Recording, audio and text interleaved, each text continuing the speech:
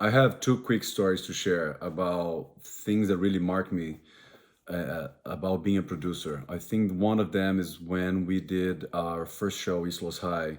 I think we were like season two was already on air, and the show was starting to get a lot of momentum. And we're invited to speak at an event at UCLA, and we had actors, and we had some of the we had the crew, and we had a whole team for a panel.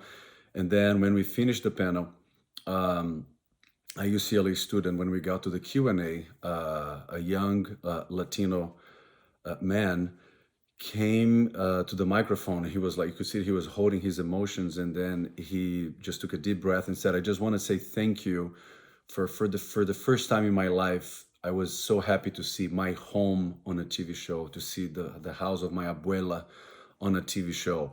And that for us was a crucial moment where we knew that we made the right choices because we chose to shoot the show in East LA. We made the choices of working with the community and working on location, and that really paid off of that producing choice that we made as a collective.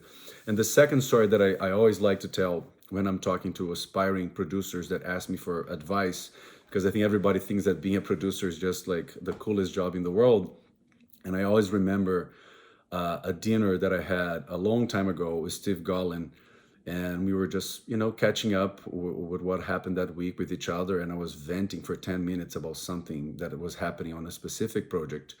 And then he waited for me to finish venting, and then he said, "Mauricio, you need to understand that being a producer is a very special job, but at the same time, our job as producers, as part of a group, of a community, of a project, we need to be always vigilant to figure out who are the firemen and who are the arsonists pretending to be firemen.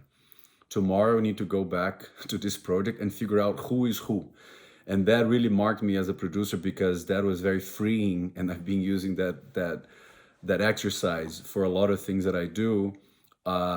And that same week after I had dinner with him, the next day I got my notepad and I put a line in the middle of the paper, and I put the people that were firemen and were the people that were arsonists pretending to be firemen.